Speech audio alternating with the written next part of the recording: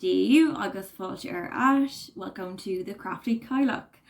It's Misha Amy, I am Amy, and today's video is going to be a little bit different because I have a very special guest. So earlier today I got to sit down, albeit in front of my laptop and via Zoom, with Mark O'Geron, who is the Bearded Badger Storyteller, bit of a legend on Irish TikTok, and also one of the storytellers and managers of the National Leprechaun Museum in Dublin. Now, we kind of go into the intro at the start of the video, so I'm not going to give too much away, but I had a fantastic hour of chats with Mark earlier, and I'm very excited to present the interview. We talked about Irish folklore traditions, we talked a little bit about Irish culture, collecting stories, the storytelling tradition, and a bunch of other stuff. So without further ado, here is the first episode of Crafty Caint. Also, just a little bit of a forewarning.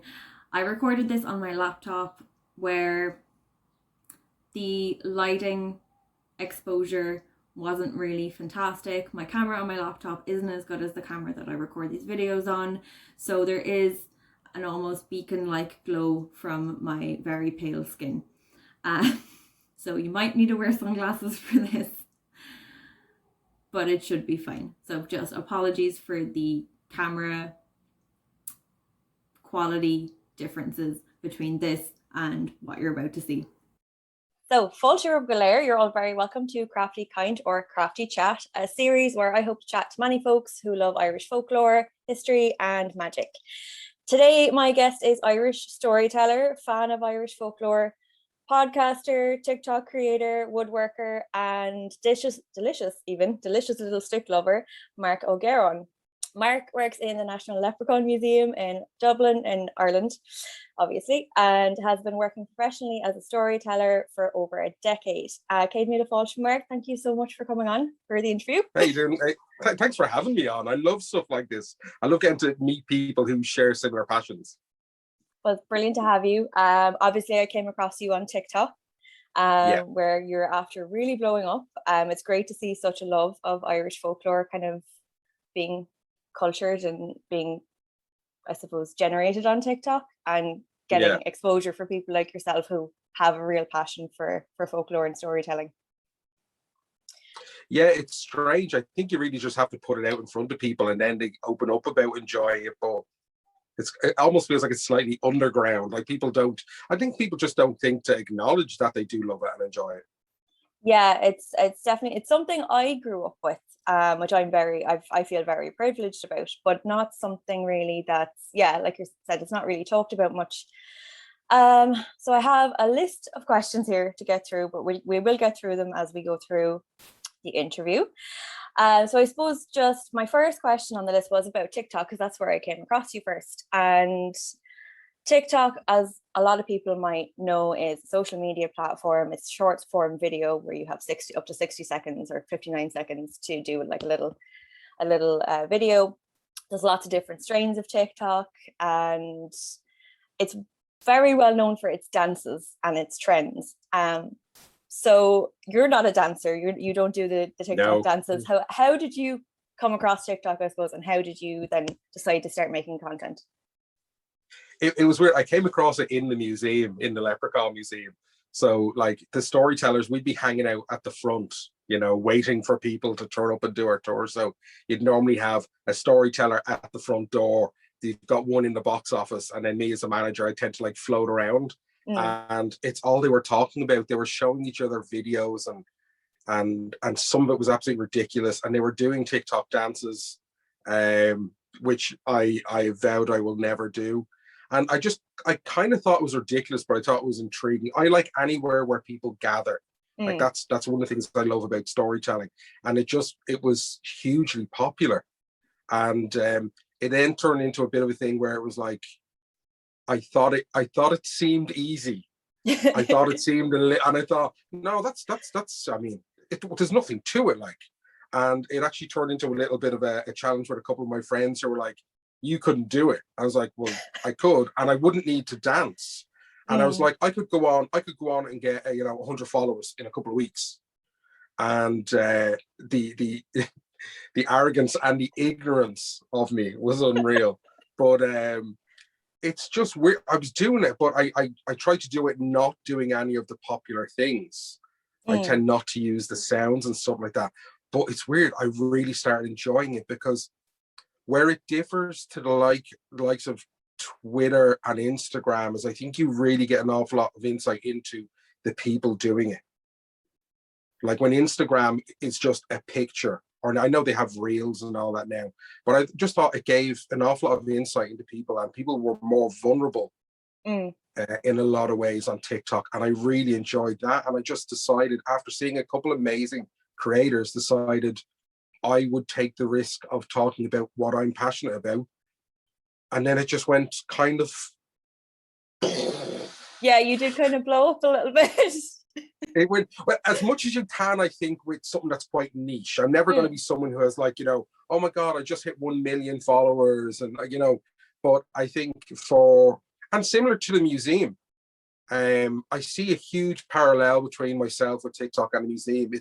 It makes it accessible, the content accessible, but it's still never, we're like, the Leprechaun Museum is never going to be the Guinness Storehouse. But for people who enjoy storytelling, it can be really popular, and it's done well. Like 90,000 visitors a year into the museum is kind of crazy. That's fantastic. But my TikTok experience is very similar. Yeah, I get what you're saying. It's kind of, I find the same, because I'm kind of on witch talk a little bit and on spiritual talk, and it is, I like the nicheness of a lot of it. And it's just, but at the same time, it's just great to see that there is an interest there, and that you're getting that kind of traction as well. And sharing culture and sharing stories and sharing correct information as well, which we'll get into in a little bit. Well, I don't know how correct that is, but I'm sure we'll get around to that. Yeah. Well, I think as correct as something like folklore can be, because there's a lot of stuff out there. So I suppose just coming back to like your interest in folklore, then how did you get interested in folklore? Because I know you like grew up listening to stories. Yeah, but in a really kind of strange way. I mean, growing up in Tallaght in the 80s, you know, I wasn't like, it's not like I was, my parents were like folklorists or like, it wasn't like that at all. I think it was more that my family talked a lot. My mum's side of the family were kind of good chatters and quite sociable. And bar my family, like my family unit, everyone else was in Kildare and spread around like that. So I kind of got to go out into the countryside, and then my parents would need a break from me and I'd be sent down to Cork to this kind of camp. It's like, it was a Dominican camp actually. And it was to give my mother respite. But they did storytelling down there. But actually the weird thing is, and I thought maybe I had the book behind me, but I don't think I do. My brother had taken a book out from a library in Tallaght, and it was In Search of Lost Gods, it was called. And it just had a spooky cover, but it was all about like folk traditions from the British Isles, and it was amazing. And I think that's what made me think more about the stories than just the kind of surface level experience I'd had.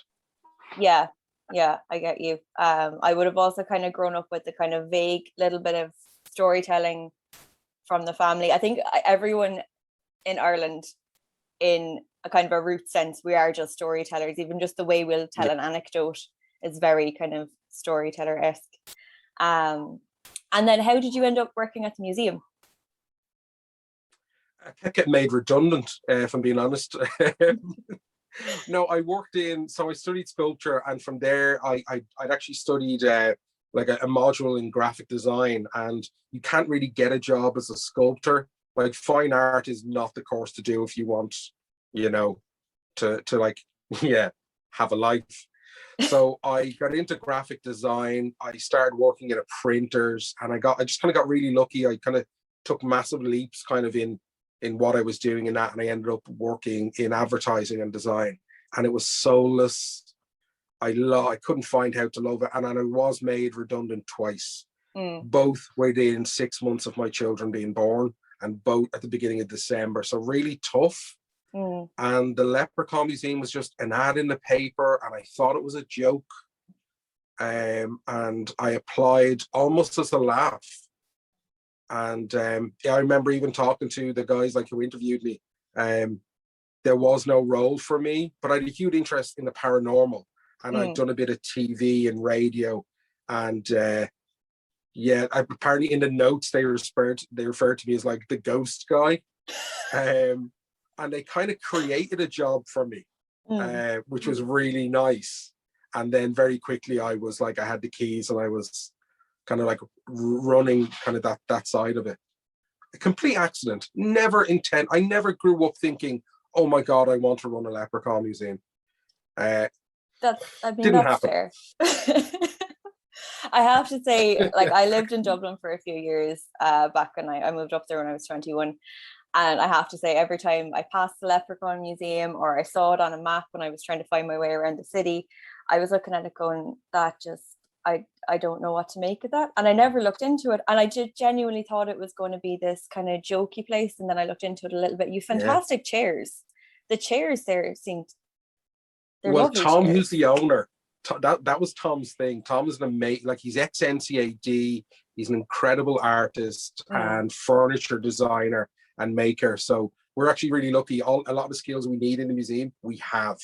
That's so fantastic. The guy who owns the museum and like is my boss, is the guy who designs it and experiences it as well, which is incredible. That's amazing. Yeah. For anyone watching that doesn't know, I've seen just pictures of inside the museum and people on Instagram that have tagged themselves in the museum, and you have these giant chairs that would make me look like like a leprechaun, I suppose, the size of what most people would think a leprechaun is. But you also do storytelling and you do folklore, which I found out in the last year. So can you look, what do you do in the museum? I know you have books, you have a bookshop, you've lots of stuff going on.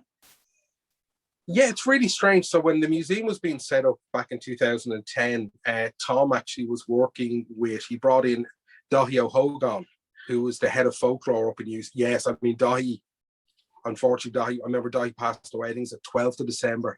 I remember the date. I looked at him and he was so charismatic. And he was actually the first person I got to see, because he was there right at the start when we came in, who was so passionate about it. And he was like Harrison Ford. He was like the Indiana Jones of folklore.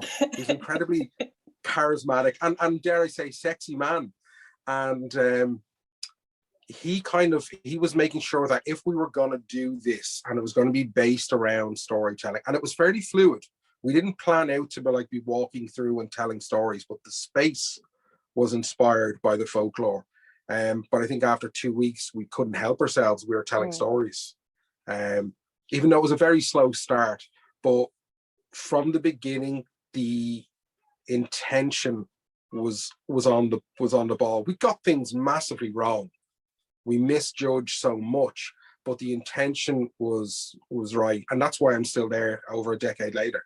Yeah, and I love then that the Leprechaun Museum now has a TikTok. You're getting I love it. I saw we've tried everything. Or not Mark, sorry, your boss was on a TikTok recently. You were doing a TikTok on Massey Woods. That's not my boss. That's Paddy. Oh, that's Paddy's one of my storytellers. But he does, you see, that's the thing. Paddy has this air about him, and he's just such an authority. He's got a very kind of priestly kind of vibe to him. Yeah. And it's strange. He's about a foot taller than me. And he's actually like a good decade younger than me. But he's an amazingly gifted, probably one of the greatest storytellers I will ever listen to. Wow. Yeah. He's better than me. And I know. And you're a very good storyteller, I have to say, Mark. You're very good. Oh, I tell you, you'd never listen to me again if you heard that guy.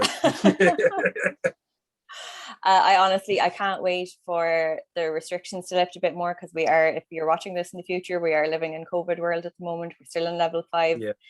But I am very much looking forward to taking a trip up to Dublin. I have a zoo ticket that I'm waiting to use, but I am fully intending on going to the Leprechaun Museum when it opens again. Yeah, well, I'll most likely be standing at the front because I'm there a lot. Awesome. We'll have to get a socially distant selfie so when I'm up there. Yes. I suppose coming back or coming into then the podcast. So I was actually listening to the most recent episode there earlier. So you started a podcast a couple of months ago now? Yeah, a couple of months ago. I've done 7, so yeah, 2 months ago. Yeah, Perfect. which was, I didn't think I'd do like I do them with the museum, but I didn't think I would do one for myself. And if I'm being honest, I'm not completely happy with it because it's missing an element for me of like, I want to be there with someone because storytelling is very much a partnership. I don't like for me, the bardic style of storytelling of, projecting, to an audience isn't how I do it. I prefer the Shanachie kind of in with the people, like itinerant storyteller kind of thing is much more my style. Because I don't have the skills to do the bardic style, but for the podcast, it's more like a bedtime story thing. Yeah, and I like that's what I appreciate about it. You can just throw it on. It's not because I find sometimes with podcasts now, I do love listening to 2.5-hour podcasts, like particularly if there's a really good interview, is a really good topic. But sometimes it is nice to just throw on that, like, and you have a very calming voice. The intro is very calming with the water, and it's just really nice to just listen to a little story, and then you have your little bit of commentary after. I will put links in the description of this video to all of your different socials, but it is Badger's Tales podcast, and it's on Spotify as well. For now. The thing is, I don't know how long I'll do it for. It's strange. I see YouTube as being somewhere I want to kind of move into, and I have it already, but I think when restrictions lift and I can have people with me, I'll get more out of it myself. Yeah, I get you. There is also something about that kind of Shanachie style storytelling where you're by the fire and you're having the audience input, and I do miss it as well. Restrictions lifting will be great and going back to some kind of normalcy. And I suppose with our storytelling tradition in Ireland and a kind of almost fable-like quality and the lesson learning and everything like that, do you think that has a relevance to modern life still? Yeah, it's strange. I think like the fable element of it comes in much later. You know what I mean? Because it's strange when you listen to some of the stories. Obviously, a lot of them now are written down. And I think I actually have a lot of issues with some authors. When you look at the likes of like Yeats, because they took the stories from people who, like, let's be honest, uneducated people who sat around together, like couldn't necessarily read and write. And I think they took the stories and put them in a format that was inaccessible to the people that the stories belonged to. And I think in that way, it was almost plunderous what was done, and they sanitized the stories. And one of the, I suppose, good things was you did see the application of fables and giving stuff a message or a moral, because a lot of the older stories are more, this weird thing happened and someone experienced it. It wasn't about teaching children not to go to that part of the river, a lot of the stories, when you hear them, make no sense because they're based around belief. And but the later stuff, the 19th century stuff, I think, there's great morals to be learned. And in fact, the leprechaun is one of the few creatures where you really see that, obviously, of teaching people not to be greedy.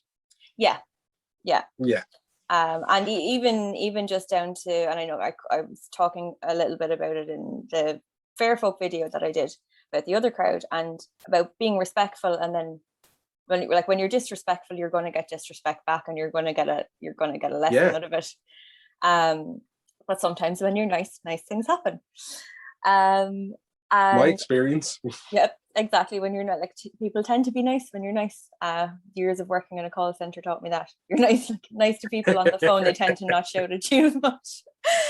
I had another point there. It might come back to me. I leave it there. It'll come back to me if it does. Do you have a favorite story? Or I've so many favorite, like I have favorite stories in terms of listening to other people. Like, I'm really lucky. I've like worked with almost 50 storytellers, and they're all so different, and they're all unscripted in the museum, which is something that I love. And so they put different spins on their stories. But for me to tell, there's a great story from Fermanagh called Hudden Dudden and Donald O'Leary. And I love it because it's just sublimely ridiculous. So I love that. And outside of that, in terms of mythology, the Cave of Keshcoran, if you know that story. I'm not fully familiar, no. It's just what I love about Irish mythology is that you can go to the places. We have one of the most grounded kind of traditions of, of storytelling. Yeah. But Hudden Dudden is brilliant. The characters are fantastic. So that's probably my favorite to tell. Awesome. Yeah, it's a long one though. It's a real commitment to listen to that story. You should do a podcast episode on it. I think there is one up there of it, but I've told it so many times. Yeah, I must look it up. There are some great ones. There are some great ones written down, and I've just remembered my question as well. I suppose to kind of circle back to the writing down of stories, and while it's great to have that collection of it, you have I joke with the hashtag Yeet Yates, because he did take a lot of, like, as someone who wasn't an Irish speaker, taking stories from Irish speakers and changing them, and then obviously the sanitization of Lady Gregory's stories and others as well who sanitized. So and then you have poor people like Peg. Poor Peg is getting thrown under the bus. But like Peg and that kind of give me another kind of aspect on it where I have slight issues, like with regards to how the storytelling is being treated. It seems like unless you're like 60 years plus, you can't be a storyteller. You got to be old, wrinkled face, the tweed. I'm beginning to describe myself, but I've listened to a storyteller who's like Dublin North Side, 20 years of age, young woman who has the accent there, but is like and is as relevant as a storyteller as the likes of myself, Eddie Lennon, people like that as well. Oops. Oh, there's a blooper for you. My foot still slipped. You're all right. You're not going to fall off of me. I'm all good. I'm all good. Good.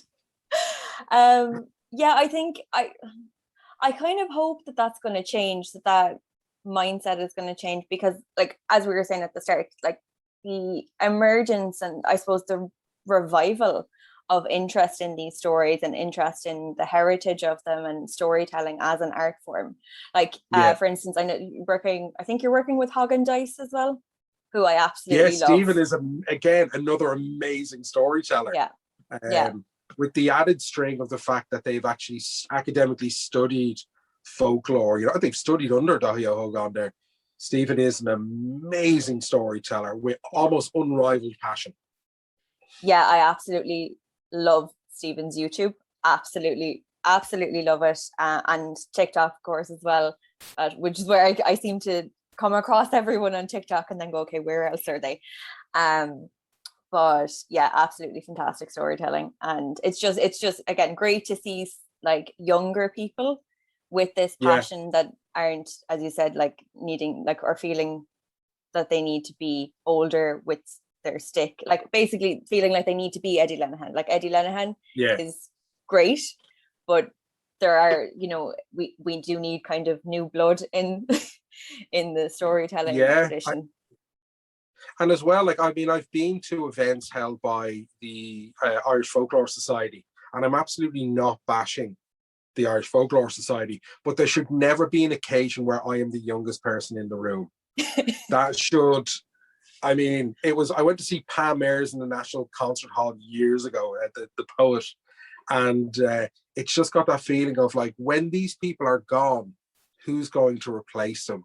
And it really does need to be people like Paddy, like Stephen, there needs to be those younger people who are involved in it. Oh, definitely.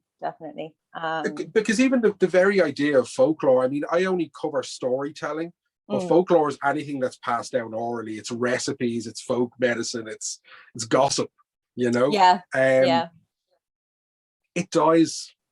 dies with the old, unless they are passing it on. I older kind of academic people within the area are being irresponsible with it by not passing the torch. They should be actively going out to the schools, and the schools should be biting their hands off for this, because it is about passing on this information. Yeah, no, I completely agree with you there. Like it's one of the reasons why I'm so passionate about this stuff, and why I want to be like adding to the, maybe not the storytelling. I think I don't have the memory, I think, for storytelling. But it's the, like I said, the recipes and like other bits and pieces about heritage and folklore that's not just storytelling. But one of the reasons I'm so passionate about it is because we had that in school. Like when I was 4 years old in primary school, a group of, I'm not 100% sure where they came from. It might have been the Heritage Council. This was now during the Celtic Tiger, so maybe there was a bit more money around at the time, but we had groups of storytellers come in and tell us the story of Cuchulainn, like Sedanta becoming Cuchulainn, the story of maybe not Diarmid and Grania, but there was other stories being told to us, and that kind of coupled then with my granddad telling me about the fairies kind of has sparked that interest in me at a young age. And I do think that you're like dead on there. If we're doing that, then the interest is there, and if you're not exposing people to it, there's never going to be an interest sparked there. Or maybe not never, but without exposure. No, but it's hard because you do have to start with 4-year-olds, even though, I mean, the first book of Irish mythology for children wasn't written until the 1890s. You know, storytelling really was the thing for kids. But if you plant those seeds, and they know who Cuchulainn is, and they know who Maeve is, and I mean, I think the stories like the Curse of Macha and stuff like that, which are perfectly suitable for school, but like the road down the road for me, one of the roads is called Ardmacha. But I guarantee you there's probably no one living on the road who knows who that is. But you plant the seeds then, and then it absolutely needs to be, people in secondary school need to know it's an option to go and study this stuff and to engage with it. Absolutely. And I do think that TikTok being one of very popular among that age group is getting that exposure out there as well, which is another reason I very much like it. It does have a lot of different problems as well, of course, like any social media platform going to, but it has that exposure kind of element to, there are there's good wholesome content out there that you can get exposed to as well. There's an ageism on TikTok. Have you found there's an ageism on TikTok? Yeah, there is. I know it was made for like younger people, but some of my favorite people that I follow are, you know, in and around my age and older. Like, I mean, my God, there's musicians on there that I'm following who are like touching 70 and into their 70s. And I think it's nice to have the different generations and age groups kind of like mixing. I'm absolutely amazed by the amount of younger people who have an interest in folklore and the story and sticks, of course. But it's just this young, you know, liberal, queer, like following with just a passion for knowledge. They just want to eat it up. And like the disseminating of knowledge as well, the sharing of knowledge that's going on, the sharing of sources, like the receipts, as the kids call them, like the giving of like, where are your receipts? Show me your receipts. And it's great, because I do think that that's something that's definitely been missing in society, is like, where are your sources, where's the factual information in a sea of kind of media fear mongering and a lot of stuff that's going on. I'm kind of getting off topic now of folklore, but it's I could go on. You start me on a rant, Mark, and I'll continue on the rant. Once we're talking, it's folklore. That's true. Yeah, that's very true as well. So speaking about, actually, it's coming on to my next question actually nicely, which is about misconceptions.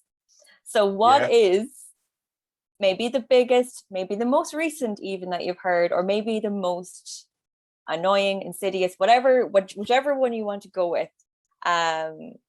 What is a misconception about Irish folklore, Irish culture, but maybe sticking with the folklore aspect of it? What is the biggest one you've heard? Do you know, because I naturally try to be very forgiving of ignorances, and because I suffer from them myself, I Yeah. love being ignorant in certain situations. I love being the person in the circle who learns something from other people. One of the massive holes in my content is around the Banshee. I have not made a post about the Banshee. And part of it comes out of a respect for the people for who she is part of their belief system. And part of it is out of a fear of some kind of backlash because of my understanding. But I think people's understanding around certain aspects of Irish folklore is a problem. The leprechaun being a big one, but like I said, I try to be forgiving. I don't think it's people's fault when they don't know stuff because it's not being presented well. Yeah. It's not being put out there. So I do think generally we just have an overall ignorance of where our stories come from and the importance of our stories. You talk to kids now, and I'm lucky. I've 2 kids, 16 and 13. But my son's room is filled with more books than I own. He's a lot more books than me. But they're all, Artemis Fowl, which is great because there is an Irish influence in that, obviously. But then you've got all these, the Trials of Apollo. What's the name of those books? Percy Jackson. My son can take a topic like time and he'll tell you the gods across different cultures. But there's no real pop culture or accessible kind of cool Irish mythology out there. We still don't have a Cuchulainn movie. I don't think you're ever going to see Disney doing, some treating Irish mythology in the same way they have with Greek and Roman mythology. Like Hades is amazing in Hercules. I think Hades is a great character, but I'd love to see, the Morrigan. I'd love to see the Dagda on the big screen. That would be one of my issues is that, there's a general ignorance around our folklore mythology. I feel you on that. I know there is a Morrigan movie coming or being in the works, but I'm going to decline to comment a lot on it, but I haven't heard great things so far. But it is about that. It's about correct representation. I think, as you mentioned, Disney there, like Darby O'Gill, the Darby O'Gill situation, and how that's still even just in Irish stereotypes, and how Irish stereotypes have been promoted.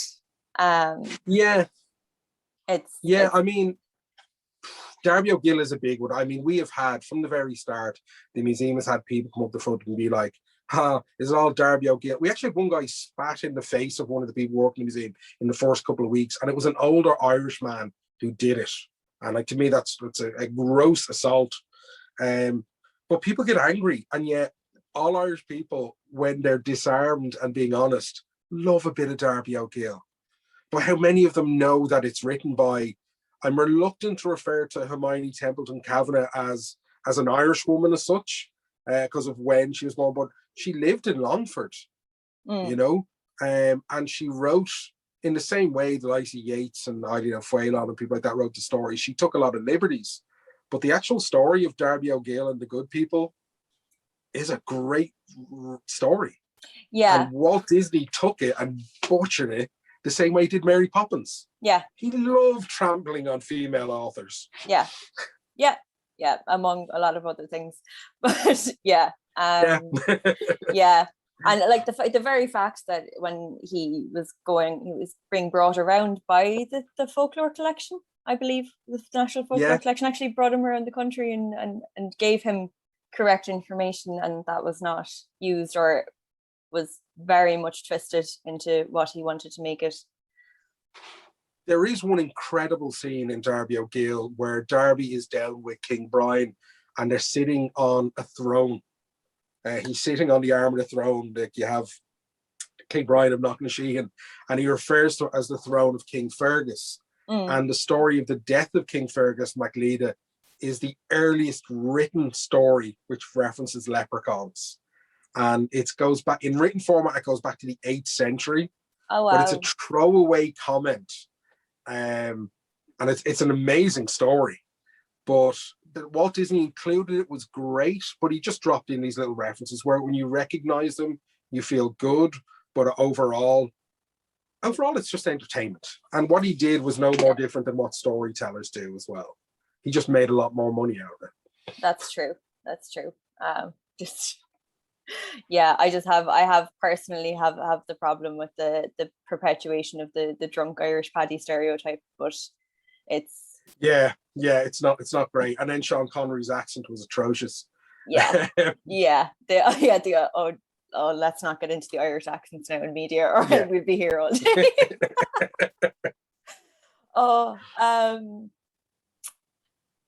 The Irish accent, though, is one thing that, just to make a very quick reference to, in terms of folklore and storytelling, I have quite a neutral accent. People generally don't think I would have spent 40 odd years growing up in Tala, but I've had storytellers in the museum, 2 in particular, with slightly British accents, who were born in England but grew up in the west of Ireland. Two particular storytellers who faced a huge amount of smart comments and backlash, because it was almost as if they didn't have a right to talk about Irish folklore because of their accents. And it brings you into that idea of what is the Irish identity. But I think once people are here and embracing it and growing up here, they're Irish, you know what I mean? And they have access and are deserving of our folklore and being part of that kind of larger conversation. But as storytellers, accent is a big thing. I've listened to storytellers put on accents. I've been in the States and heard people putting on Irish accents to do storytelling, and it's kind of cringy. Just be yourself, be honest, and your audience will be more accepting of it. I'd agree with you there, and as well, thank you for bringing up the point as well about engaging with the culture. I think anybody, and there's so many people that will have been nativized Irish as well, even if they didn't necessarily grow up here, that have been here years, and they know what the immersion is, and they know what notions are. They've they come at it with a kind of an appreciation rather than an entitlement, and I think that's where the crux of a lot of it is as well, is having that the real appreciation without kind of coming over we're singing like the Kool-Aid man, all guns blazing, going, I'm here and this is mine. But I have noticed with storytellers as well putting on the old Asher Big Ash kind of a thing, and I have a fairly neutral accent myself. I've lived in Dublin, I've lived in Cork, sometimes I have a Cork twang, depends on who I'm around really, but I just can't pull that off. So it is, as I said, it's just better to kind of just be yourself, and if it comes out naturally, it's natural, it's not having to be put on. Sorry, I've lost my point now again. Right, my next kind of ones are, so we've covered the modern life, we've covered storytelling. I've asked you about your favorite story. Do you have a favorite folkloric creature or being? Oh, 1,000,000% I have a favorite. It's one of the I love when I learn about new ones, and actually Hog and Dice, Stephen is an amazing person to listen to them talk about creatures, because they're almost like a Dr. Dolittle of you feel like they've spent time with them. But for me, it's always been the puka. And I don't know, I always tell storytellers when I'm training storytellers to have an understanding before and after the story, to actually know more about the characters. Even if you're making it up, give them a backstory as a way into the story. And for me, I've done that with the puka. The puka is incredible. They almost seem to have a fascination with people.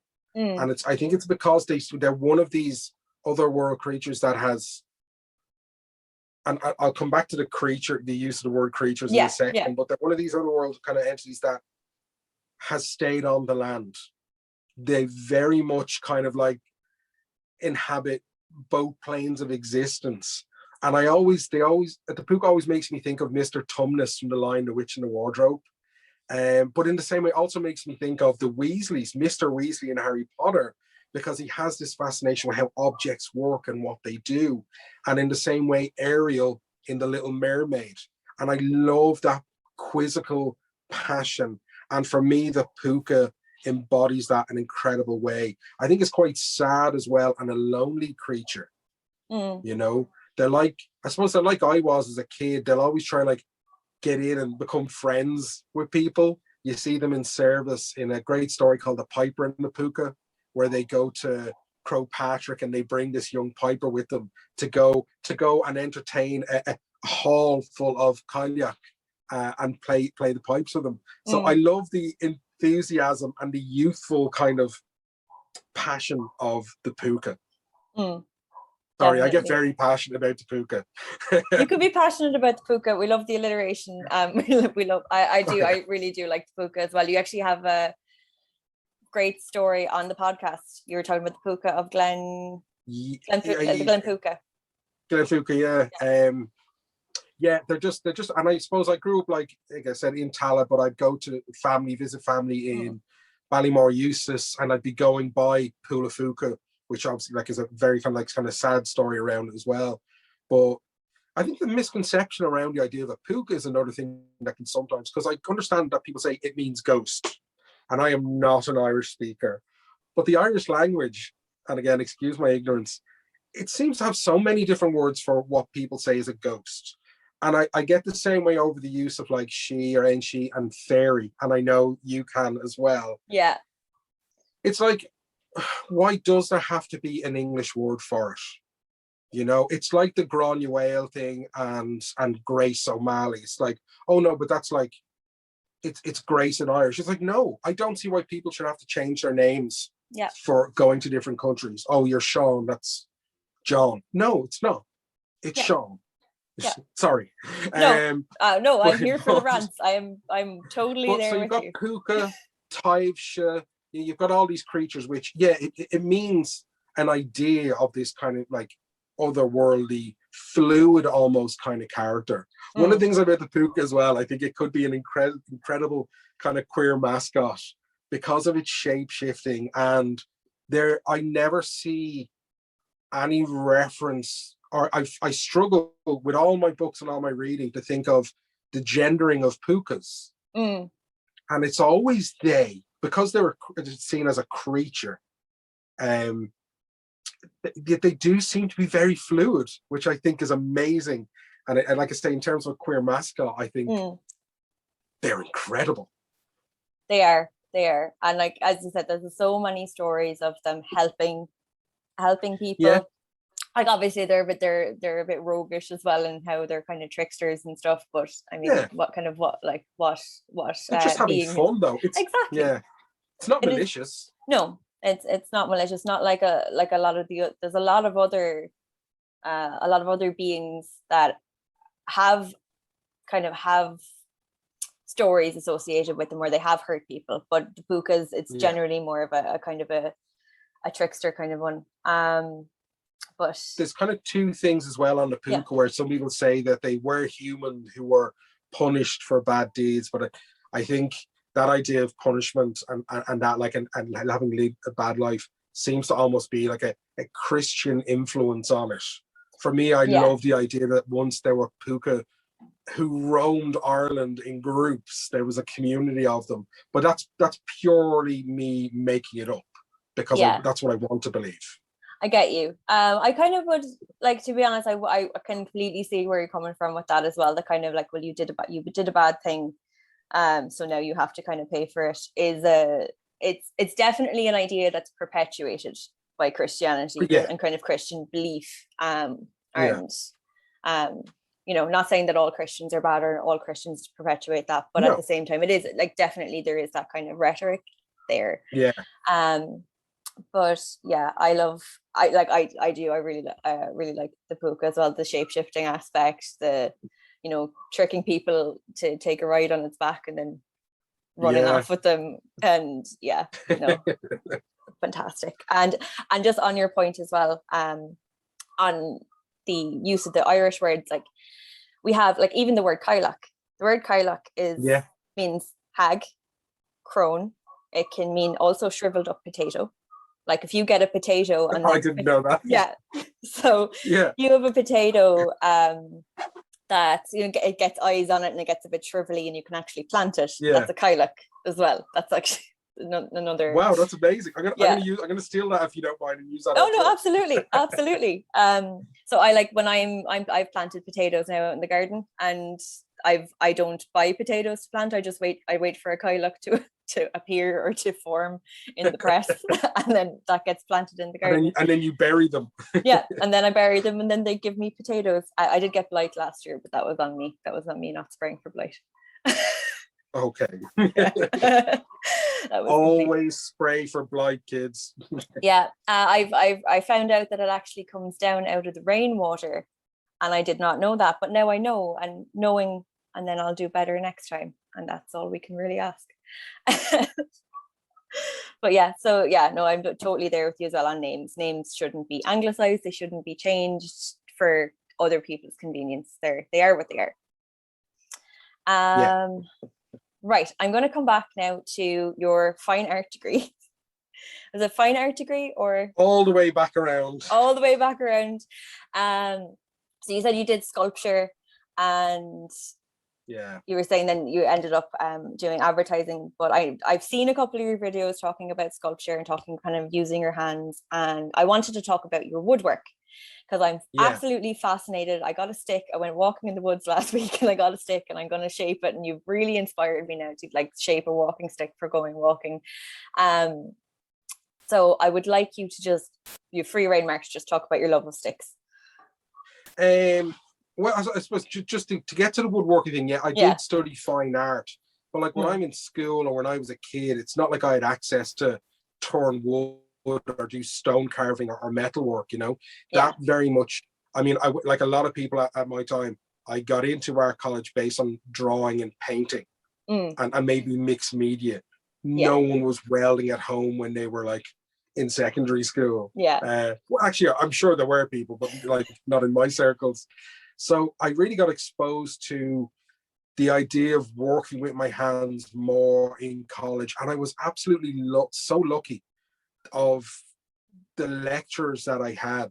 I had one lecturer that I bumped heads with an awful lot, who was a guy called Rob McColgan, who did, the beehive huts on the M1? I don't know if you've ever, and he's the artist responsible for those stone beehive huts by the motorway.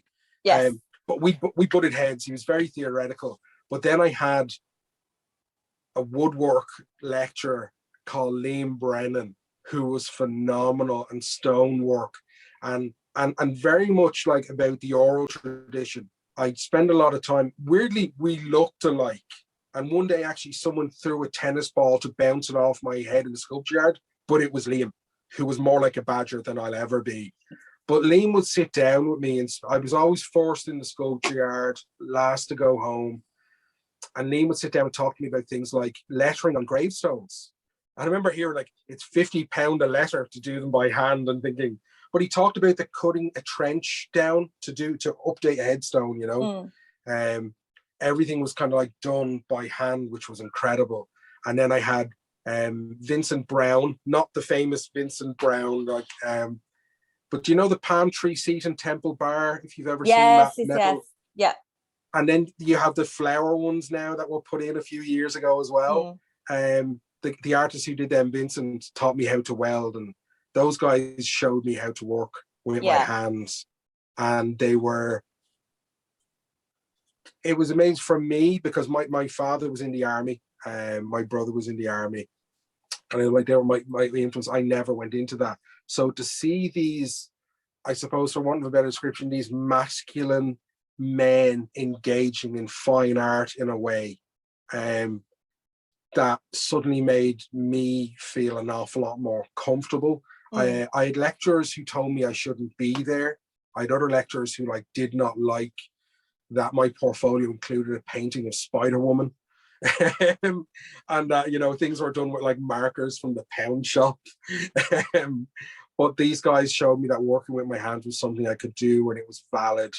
And I just loved that I could also go out and pick up a stone, and I could pick up a stick, and it didn't matter how much money I had in my pocket, or rather didn't have. Like I couldn't afford it, like those squirrel hair paintbrushes and honk hair paintbrushes that other people had, but I could absolutely pick up a chunk of wood and knock lumps out of it,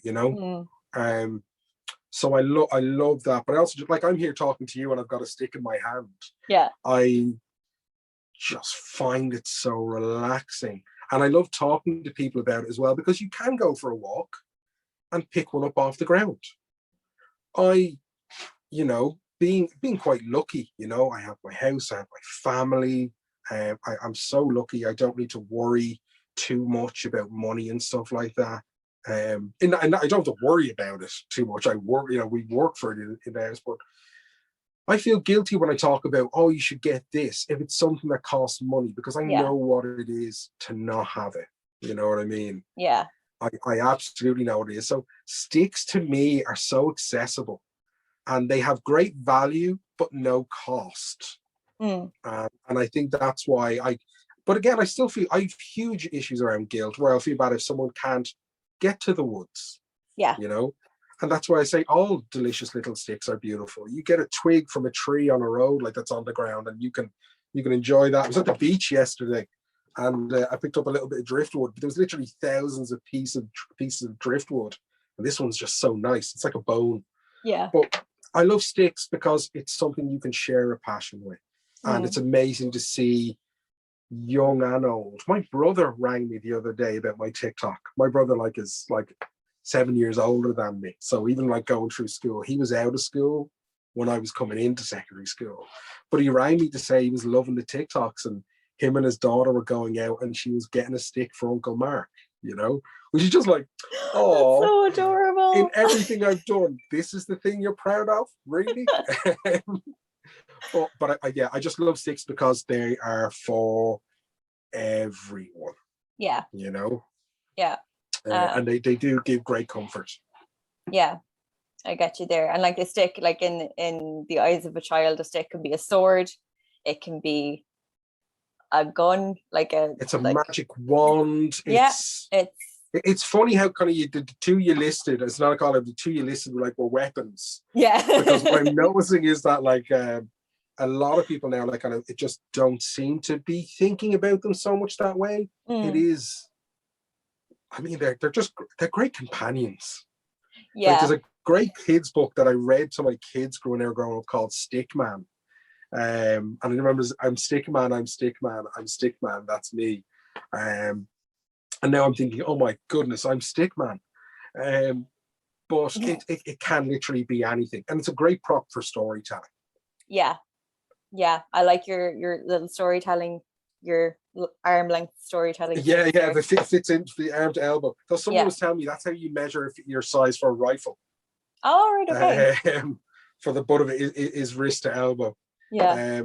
But in the same way, like in terms of storytelling, a piece of material as well. If you think of Bridget's mantle, you know, the cloak. If you have a cloak and you have a stick, you can be anything. Yeah, it's true. Even if it's a bed sheet. So transformative. Yeah, absolutely. Absolutely. I loved as well learning about shillelagh making from you. You're talking about how shillelaghs were made. Yeah, and again, that was something that I learned about in college, and I remember talking to Liam Brennan about it, and he was talking about the process of, because he taught me patience, and I'm quite gruff and grumpy an awful lot of time, and my wife would absolutely attest to that. But the patience of making a shillelagh and buttering it and putting it up in a chimney and stuff like that, I found the process absolutely fascinating. You know. Yeah. It's why I think nail art and people doing art by doing makeup is incredible, because the process of watching it. It was one of the things that kind of tied in my love of sculpture and storytelling, was I think more people would be interested in art if they could observe the process of it. Sometimes the finished product isn't really the thing. And when a lot of artists, in my experience, and I will generalize, not made for social, engagement and interaction, not the best communicators orally. I think to be able to observe a process, and to be honest, I've changed stories halfway through by seeing the audience's reaction to it. So I think the process of creating a story with an audience is very similar to creating art, but you have the added benefit of the audience being there. Yeah, I get you. I mean, sometimes even just as because I like art. I like enjoying it. Now I never went to college to do it, but you don't have to go to college to do it, to be an artist. You don't. You really don't. I question whether I wasted the experience, and understanding the processes was great. But it's the same, like, so you like to cook, you like to bake. Mm-hmm. Yeah. Like, how popular are cooking and baking shows? Yeah, it's true. I mean, That's nice very food true. is great. Don't get me wrong. I love good food, but the process of seeing someone enjoying and making it, and the I suppose the melody of the cooking, and stuff dropping on the floor, the narrative of getting to the finished product is fascinating to watch. Yeah, that is very true. That's very true. I think any creative process, or even just like back to what you were saying before we started recording, like just talking about engaging with people who are passionate about things, and watching someone, whether it's storytelling, whether it's art, whether it's cooking, whatever creative process that they're engaged in, even if they're talking about something scientific, if they're passionate about it, it is one of the most interesting, enthralling things to experience. It really is. I mean, like I said, I really enjoy being ignorant.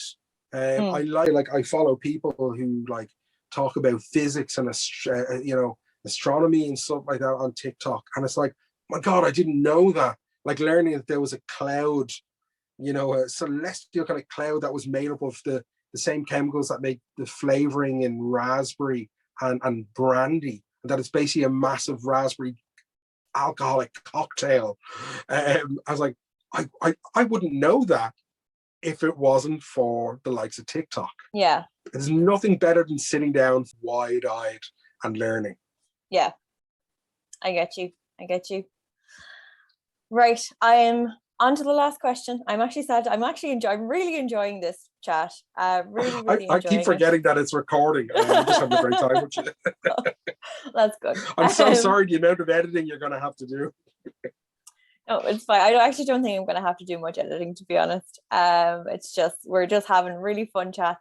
Cracking this Caint, cracking chats. My last question is really just, what are you most looking forward to doing in the next year? Oh, that's a huge question. Like yesterday, I was really lucky. My wife was out to Bray for a bit of a walk.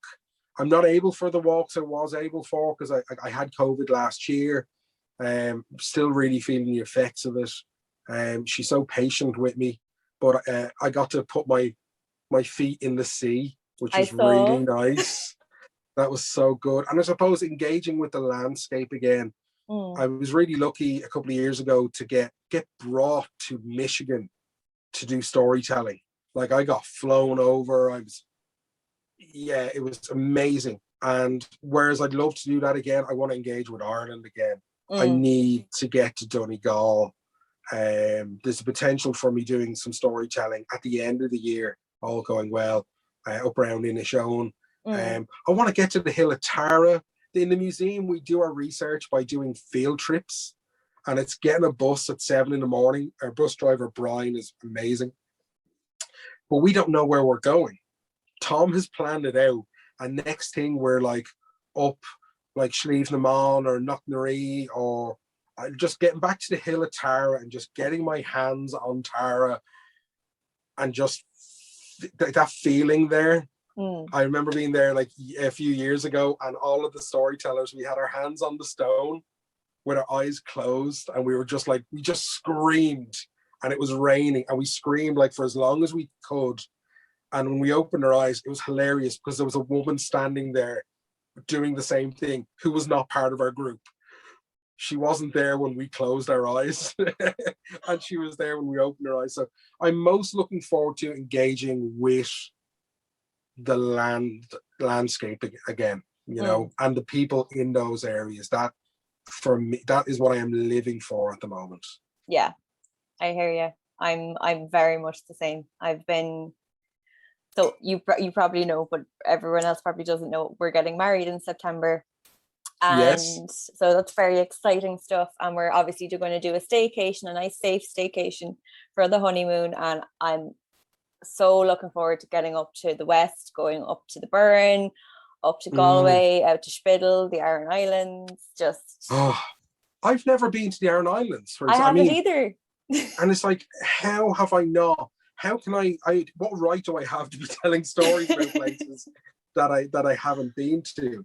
And it's funny because how we like, a lot of Irish people I meet haven't been to the Giant's Causeway and stuff like that. And it's just like, the idea that when you come through the museum, you should want to do more. A 45-minute tour of the museum is not even scratching the surface of Irish folklore, but it's like walking by a cake shop and you get that smell and it makes you salivate, and it makes you want to have more.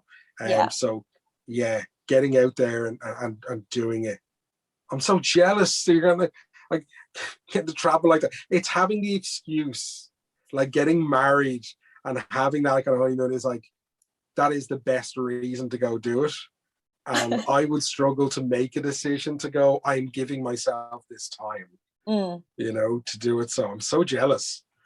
Oh, well, like I'm like, when you were talking there about your magical mystery work tours all around the country, I'm very envious sitting here going, I'd like to go on a magical mystery folklore adventure. Listen, they don't always go according to plan. I mean, when Tom forgot to tell us we were crossing the border and no one had sterling, that was strange. When we're not, he tries to prepare us, but he's a big child and he doesn't like give too much away. And it's meant we haven't documented when we go. Like we did a video there the other day on our YouTube channel of me and Paddy up in Massey's talking about trees, but we haven't done that when we've gone out. But what we have done is we come back with the passion and the enthusiasm. But I think we have a responsibility to kind of document better. I know I'm going back a little bit, but just one thing to say is that I get asked, am I a folklorist? And I'm absolutely not, because the role of a folklorist is to document accurately the practices, and that is not what I do. I am an enthusiastic admirer, but I'm absolutely not a folklorist. But I think we could all do a bit better on our documentation and our paperwork. Yeah, no, I would agree with you there. I am dying to get out and actually do some folklore collection. I really would love to be doing that. Just even like this video interviewing people, but in person, and just documenting what they have to say is, I think, adding to the tradition. But yes, so Mark, I think I'm going to leave the interview there. Before I do, actually, where can people find you? I will put all the links in the description. It's really funny to say, where can people find me, when I had someone drop me a message on TikTok yesterday because they saw me getting into my car outside my house. Oh, no. They're like, that's a nice porch your neighbour's building. That's a nice Focus you're driving, which was really creepy. But then again, I am very aware of my privilege. I don't feel I obviously I look like this and I walk around with massive sticks an awful lot.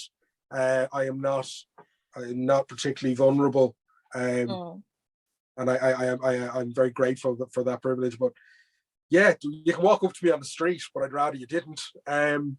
TikTok, of course, is where I'm engaging most. But when you contact me through the Leprechaun Museum, you don't just have access to me. You have access to, the Stevens of this world, and the Deirdres and the Paddys and the Kiers and the Sir and Tom. We're very giving with our time. And yeah, I think the museum's a good way to contact me. The podcast, of course, is there, and you're going to pop in links. But I think I wish more people would ask questions when they want to. So I'm here for it. Awesome.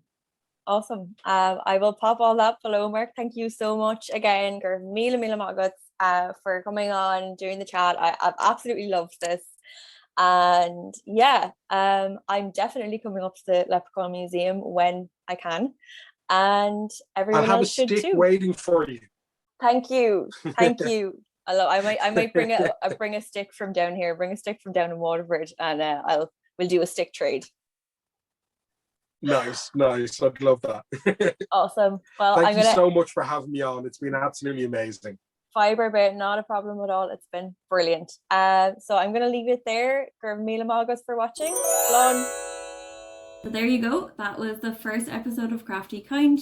Thanks again to Mark, my wonderful interviewee today. I will put all of his links down in the description below of where you can find him, and also information about the Leprechaun Museum and all the links for that too. I just want to take a moment as well to thank everybody who's subscribed so far, who's watched my videos, who's left a nice comment, who's given me a like. You've really encouraged me to keep going with this. I'm really enjoying making the videos. I'm enjoying doing the research and then putting them together, and the editing process, even though it is a little bit frustrating sometimes. But I'm really enjoying the creative process of it all, and I'm really enjoying that people are enjoying the content. So if you do have a suggestion, if you have a video that you'd like to see me do, if you have a topic that you'd like to see me cover, do drop it in the comments below, even if it's a recipe, if it's a story, if it's a folklore being, if it's a person in Irish history, or if it's a period or something that happened in Irish history. Drop it in the comments. I'll see if I can get to it. I do have a lot more content planned. And yeah, that's it for the time being. I'm hoping to get another couple of videos out this week. So stay tuned, hit subscribe and hit the bell for notifications if you haven't already. And if you want to follow my socials as well, I do post there when I have video updates, and I will hopefully be getting some feedback surveys out for people to vote on what kind of content I do next. So until next time, slán go fóill.